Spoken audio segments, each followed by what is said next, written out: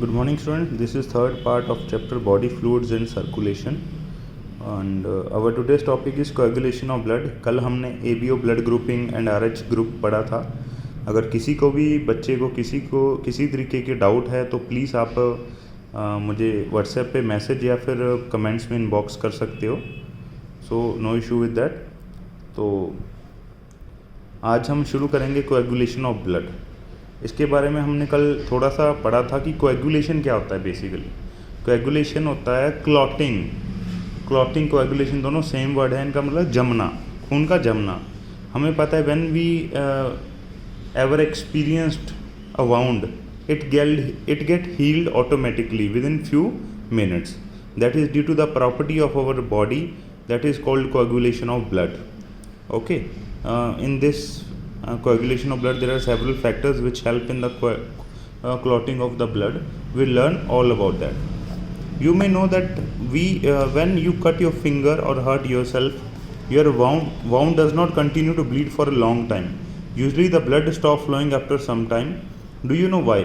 कहते अगर आपके कभी चोट लगी हो गलती से या कट लग गया हो तो जो खून है कुछ टाइम बाद अपने आप बंद हो जाता है. क्या आपको पता है ऐसा क्यों होता है?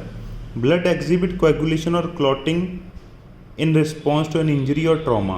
अगर कोई क्लॉटिंग वगैरह हो भी जाए तो क्या होता है, हमारा ब्लड जो है वो रिस्पॉन्स करता है, अपने आप हील करता है. This is the mechanism to prevent excessive loss of blood from the body. You would have also observed a dark reddish brown scum formed at the site of a cut or an injury over a period of time. आपने देखा होगा कुछ time बाद आपकी injury के ऊपर एक black से कलर का, ब्राउन से कलर का क्लॉट या स्कम बन जाता है. Okay, it is a clot or coagulum formed mainly of a network of threads called fibrins. ये बेसिकली किसका बनता है? एक थ्रेड्स जैसा एक नेटवर्क होता है जो कि बोलते हैं फाइब्रिन्स. फाइब्रिन्स के थ्रेड्स का नेटवर्क बन जाता है जिसको क्लॉट भी बोल देते हैं. In which dead and damage formed elements of the blood trapped, जिसके अंदर ब्लड के damage formed and dead formed element जो ट्रैप हो जाते हैं. Fibrins are formed by the conversion of inactive fibrinogen into active fibrinogen and fibrins are formed by conversion of inactive fibrinogen in the plasma by the enzyme thrombin. Okay.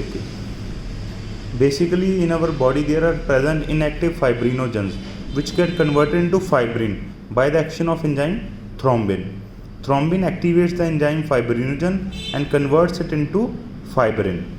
Thrombin in turn are formed from inactive substance present in the plasma called prothrombin. Thrombin कहाँ से बनता है? Prothrombin से. एक enzyme है thrombokinase. ये एक enzyme है जो अबव रिएक्शन के लिए रिक्वायर्ड है. पहले तो प्रोथ्रोम्बिन से थ्रोम्बिन बनेगा. किसकी हेल्प से? थ्रोम्बोकाइनेज की हेल्प से. फिर जो थ्रोम्बिन है ये फाइब्रिनोजन के ऊपर एक्ट करेगा और फाइब्रिनोजन से बन जाएगा फाइब्रिन.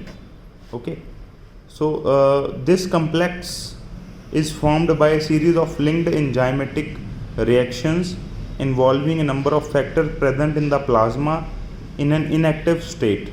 तो ये सारी जो कम्प्लेक्स बनते हैं सारे, इसके अंदर बेसिकली काफ़ी रिएक्शंस होती हैं जो हमारे ब्लड में इनएक्टिव सब्सटेंस पड़े होते हैं.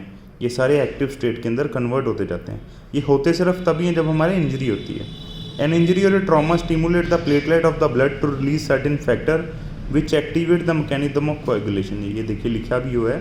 कोई इंजरी या ट्रॉमा जब कहीं होता है हमारे ब्लड के अंदर तो जो प्लाज्मा है या फिर जो प्लेटलेट्स हैं बेसिकली ये कुछ फैक्टर रिलीज़ करते हैं जो सारे मैकेनिज्म को स्टार्ट करवाते हैं.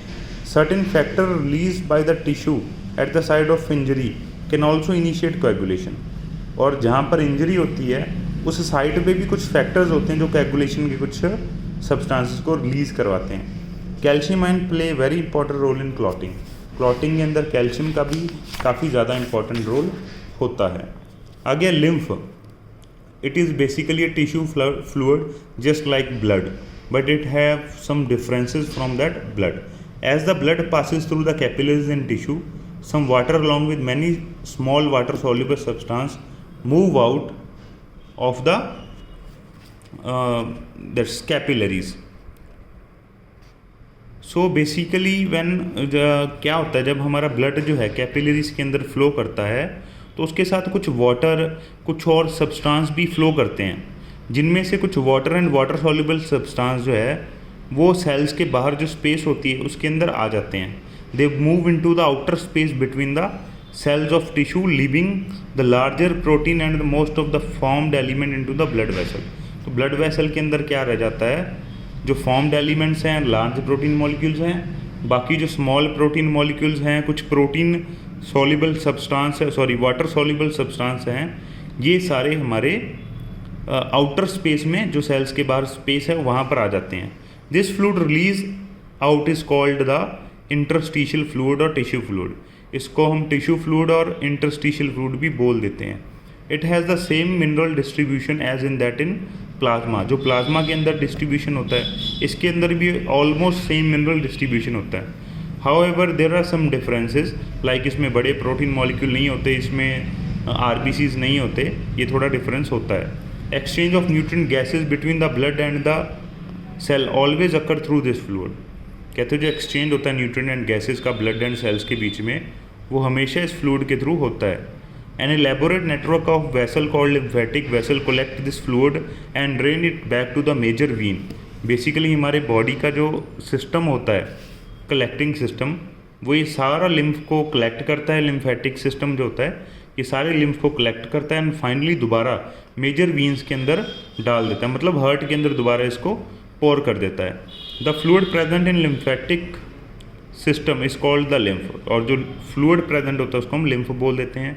लिम्फ एक कलरलेस फ्लूइड है जिसके अंदर स्पेशलाइज्ड लिम्फोसाइट होते हैं जो कि इम्यून रिस्पॉन्स के लिए रिस्पॉन्सिबल हैं।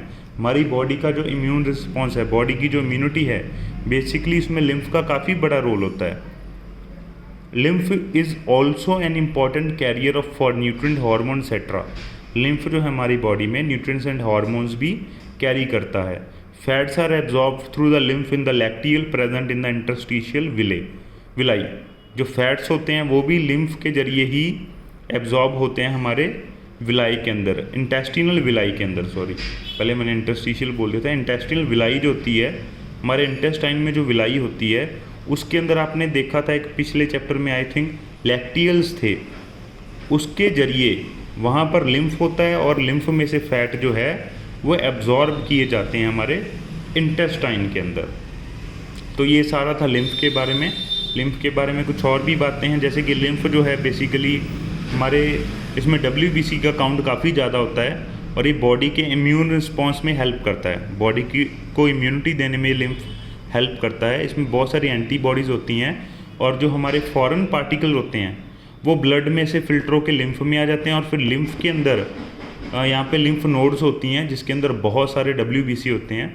लिम्फ नोड के अंदर जाके वो WBCs क्या करते हैं, जो भी इनके पास एंटीजन आता है, फॉरेन मॉलिक्यूल आते हैं, वहाँ पर WBC उनको किल कर देते हैं, फॉरेन पार्टिकल्स को किल कर देते हैं। तो ये है सारा लिम्फ का वर्किंग। आगे हम पढ़ेंगे सर्कुलेटरी पाथवेज, ये हम कल के टॉपिक में करेंगे। तो यहाँ तक अगर आपको कोई भी डाउट है तो आप मुझे व्हाट्सएप पे मैसेज भी कर सकते हो या फिर कमेंट्स में भी मैसेज कर सकते हो। Okay, thank you.